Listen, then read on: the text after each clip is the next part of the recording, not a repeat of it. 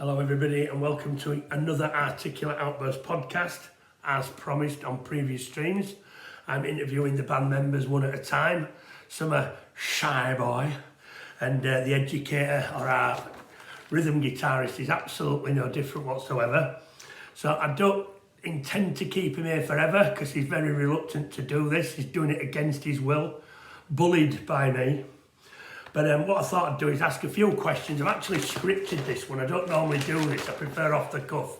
But because I've got a reluctant interviewee, I'm going to persevere. So, obviously from your point of view, guitarist, Educator, we've got one album finished and we've got another one in production. I'm just going to go through a brief history of Articulate Outburst with you quickly. What's your recollections of the York gig where we originally started this operation? Well, fairly limited in a lot of respects, given, as I'm sure you've mentioned in previous videos, the incident of me falling asleep on the bench outside the venue in York. But barring that, my recollection is of me maybe being at a point where I was looking for an outlet for some creativity and looking back to time spent in bands in much younger days, and looking on and thinking we could do, or I could do, certainly there was no we at that point, I could do as well as some of these bands maybe, or I'd like to have a go. And I remember being outside talking to one of the guitarists in one of the other bands, and that was my initial first choice of who I might start a band with. But failing that, on the way back, Can you remember the name of that band? I think it was Red London. Oh yeah, the guitarists were in Red London, that's right. There's a plug for Red London. It's all your fault. So then, yeah, so I think I thought that I could do a better job, or we could maybe make something, and I think the Salesman suggested that he could do a job as a singer, which was a surprise to me. And a surprise to me. And it went from there. Our first songs, I think we've talked about originally, and a few other, I've talked about, warbled on about, is how we didn't really know what we were going to do to start with, such as Outcast, which is a friend of ours, and then we were going to sing about other people in the pub.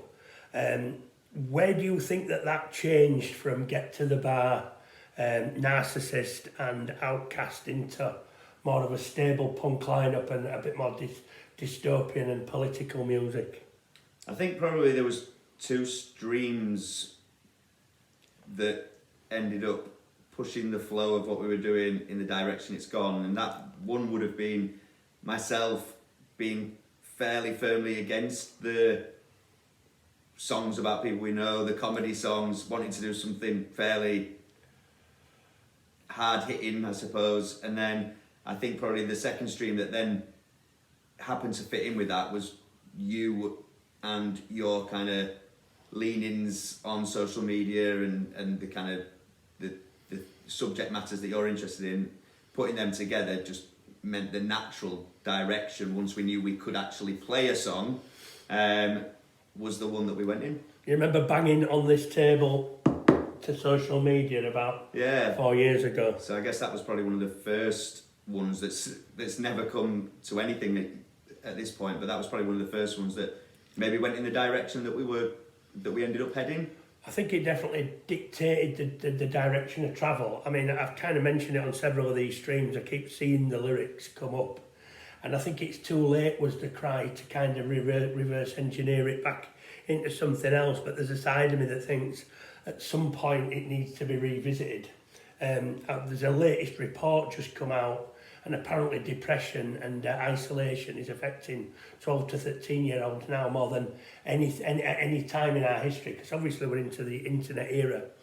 And this has been blamed on social media, TikTok, over kind of just filling people's minds with so much information. I mean, at the time, if you remember, you'd talk about your day in the pub at night. Now people are talking about the day in real time and drawing so much information in that I think that social media will become a little bit more prevalent as time goes on. But again, I don't know whether I'm looking at the past with rose-tinted spectacles or whether it can actually ever be done. But what's your thoughts on going back in time and maybe doing it as a B-sides or something like that? Yeah, I think it'd be nice to see if we could finish it from a musical point of view. There's still a lot about it that I like, but I think if we were to revisit, I think, as you say, I think when we wrote that, there was, although it was starting to head in a more sort of serious direction, it was still fairly light-hearted. But I totally agree that the longer we wait to go back to it, I think the more reworking it might require in terms of getting the mood right, because there are, you know, as much as we all love having a look at pictures of this and videos of that on social media, there are some serious questions to be answered. Yeah, definitely. Sorry, I'm just reattaching my sticky thing, which tells me where the camera is on this, a tablet, and I'd lost it earlier, so we're now back on again. Yeah, I take your point. I think it's more prevalent now, but by the time we've reworked it, there'll be guitars all over the place. Obviously, we progressed from here into the director's kitchen. Can you remember what your first memories of that were? I suppose, well, I thought the director had a very nice kitchen. It was the first time I'd visited his extended kitchen. Very nice layout, nice light fittings, you know. And then beyond that, I think it was each little step was sort of, oh, are we going to kind of get over these hurdles? How is it going to sound with somebody else? Are they going to be, you know, is the kind of stuff we've started with, is it going to hold up to somebody else's scrutiny? And that was kind of ongoing, I suppose, as we moved on from the drum machine in the kitchen to trying out a couple of real drummers and then settling on a drummer and then adding in bassist. And it was always that kind of, will it hold up at this next step? Will it hold up? And I suppose that's kind of continued to where we are now. It's always that looking for that next little step and whether the things that we're doing, you know, whether we're still happy with them at that stage. One thing that sticks in my mind now that we're talking about it, which I'd forgotten about on my stream, was he who shall not be he who works away all the time had turned up, I think, one day with the express intention of taking the piss. And I think we were singing Anybody Out There in its infancy with the drum machine and director on his classical guitar with that electrical fitting on, and obviously you on yours. And he only hung around for 10 minutes because I think he quickly realised out of that, and I know that another friend of ours, who's our biggest and most annoying friend of all time, will have been on phone to him saying, well, how's it going, how's it going, how's it going? And I think that was perhaps the only time I realised that actually we're playing for real here, because if they could have taken the piss, it's absolutely assured that they would have done. Yeah, I remember that one well, yeah. Absolutely. Obviously, Anybody Out There is the overarching kind of theme on the album, and we kind of hit that pretty early after social media. But at the time, we'd also written Outcast. Can you remember what that then became? Because we obviously couldn't sing about Milado in the pub. Can you remember where it actually ended up? No, you've got me on that one. No. I know it turned into another song.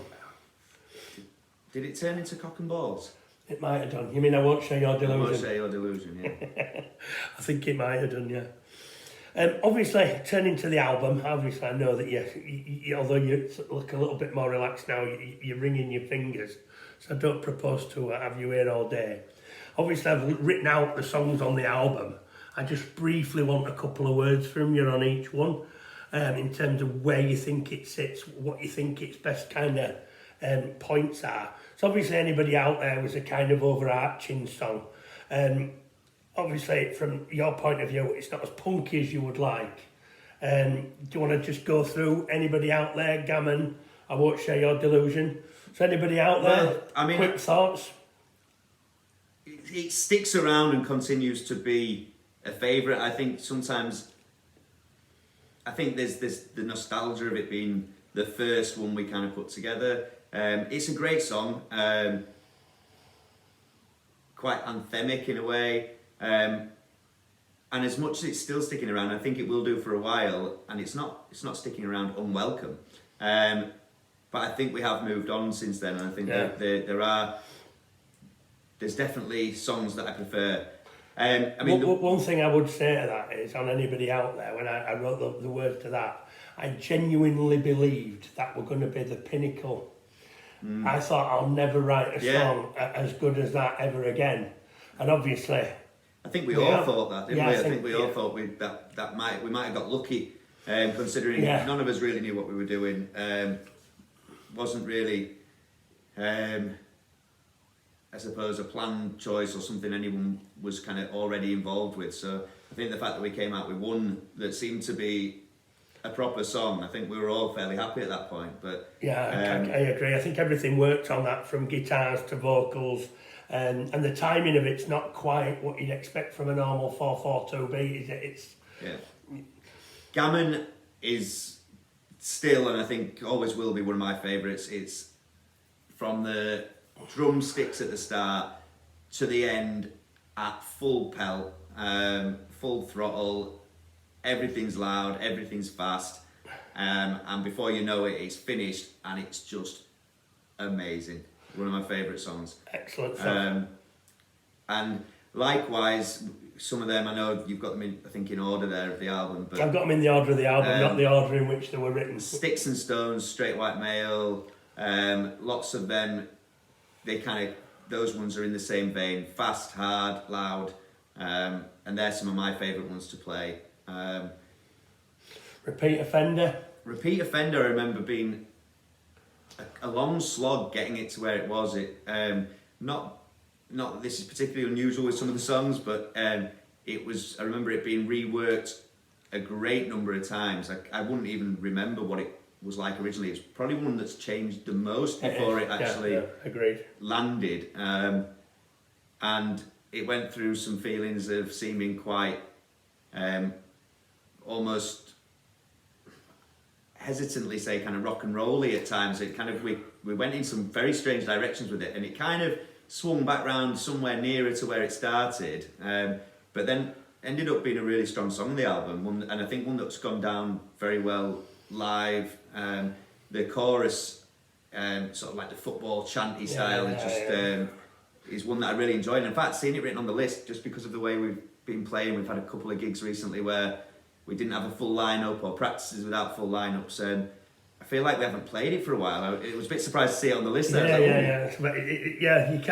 You move on, as I say, because I think we've just written so many songs now, most of which you people have yet to hear, but I'm going to do a stream on what's coming down the tubes very shortly. Snowflake, I remember you initially were very, very reluctant to do a reggae song, despite the historic overtones of what that genre of music has meant to punk over the years. And it fell out of your guitar on demand. You were told to do a reggae riff, and then it became your favourite song pretty quickly. Yeah, I think it wasn't necessarily a resistance to what? No, there was definitely resistance, but not to the idea of doing a reggae / sort of ska influence number. It was more just I think my initial resistance was probably going back to the resistance at the early days of the band, of just not wanting to land somewhere where the songs were either seeming maybe like a comical or just doing it for the sake of it. But once it came round and the way that song worked out, cannot help but love it. And again, another one that goes down really well live. And I think, the style is a nice, there's quite a varied style, and sort of we kind of hop around genres across the album and across all the songs we write, but that's a nice one that just has its own spot. Obviously, there are a couple of controversial tracks on the album. Obviously, How Were They to Know, which covers the issue of the transgender movement and its rise. Obviously, these are issues that have become points which were not allowed to be talked about, but I feel that we've done them in a very adult, standoff and supportive way. Obviously, the problem we have is people don't understand that and go off half-cocked. And following that, Straight White Male, which also caught in controversy, as people thought it might be something that it wasn't. Obviously, if you listen to the lyrics, it's more about an introverted and a song about going in on oneself. Did it surprise you that Straight White Male got the most ire on the streams when we put it out? No, not in the slightest. I think that's the world we live in. People like to seek out what they think is going to be, they're going to find offensive, and then spend their time being offended by it. And I think the thing for me is for me the passion is around the music and the songwriting, which obviously the lyrics come into that. But as much as I've always wanted it to be punky and on the edge and aggressive at times, that's never been part of what we've looked for lyrically, and it's not something in the kind of music that I listen to that I particularly look for lyrically. And as you say, we've been very careful's the wrong word, because it's not being careful very adult about it, to avoid anything, but we've just made sure that we've made sure that the lyrics are commentary, from a certain point of view, ideas to think about, but not one of our lyrics is offensive. It's formed an opinion. I think sometimes we're on the outside looking in, sometimes we put ourselves on the inside looking out, and I think sometimes it's introspective as well, I think some of the kind of clever stuff that we've done, I think everyone's got a trigger finger these days, but I think that in the cold light of day when people sit down and listen to it, I think it stands up to scrutiny. I think everything we've said can be defended. Well, I think what a lot of the songs do is just, as I think a lot of good music does, they just put in an idea that we're all subject to. You know, these are all ideas that are in the public domain. That's correct. That are talked about an awful lot. In the pub. And we are just putting them out there with another slant for anybody who listens to them to have another opinion about. That's all we're doing. Which you said, I think you were just going to move on to the other side of the list. One More Camera, I missed off of my fast-paced. Well, I will come into both Communities and One More Camera. Obviously, Communities, I think, is a great anthem. People say it should be called Citizens of the UK. It kind of is really Citizens of the UK, but because the buzzword were communities, it made more sense to call it Communities. Moving on to One More Camera, that was something I'd identified quite early on about a surveillance society. And if you think about back in the day, you put a camera up, they were out of pay. These things got taken down. There were, I won't say that there were people burning pitchforks, but now you could put up 1,000 cameras and no one would bat a bloody eyelid. So I just thought that were quite a nice one. And the reason why I thought it'd be best on the end of the album was because the more I read Orwell, the more I read Aldous Huxley, Brave New World, obviously Orwell's 1984, the more you realise that the human condition, that history is not linear, it's secular, and the same things keep coming back to haunt us, which is why I thought that One More Camera, you know, even in Orwell's time, it was just a debate as to whether the TV was the camera as well as the TV. And now we're well beyond that point, which I thought is quite a nice way to go into the second album to finish off the first. The last point I'm going to make, and obviously you'll be relieved to hear, is Reprise. Obviously you were very against it. Obviously I was very for it. What do you think as a result of doing it? Do you think it adds? Do you think it subtracts? Oh, by the way, this is the hidden track. If you let One More Camera play out, there's a hidden track on the end of it called Reprise. It's a reworking of anybody out there. I think a certain element and a large element of whatever anybody does when they're maybe creating music is you're doing it for you first and foremost, and then there's that great side of it which is trying to share it with an audience. But at the end of the day, if it's not something that you're enjoying doing, and to get the ideas and the creativity out of your system, then you probably shouldn't be doing it in the first place. So I think from that point of view, I think it adds something, because there was something there that we wanted to work on and to do, and I think we did a pretty good job of it, and it just again adds that point of difference to the album. So yeah, I think it was a good finish. Okie dokie, well look, that's it for this album. I realise you're itching to get off.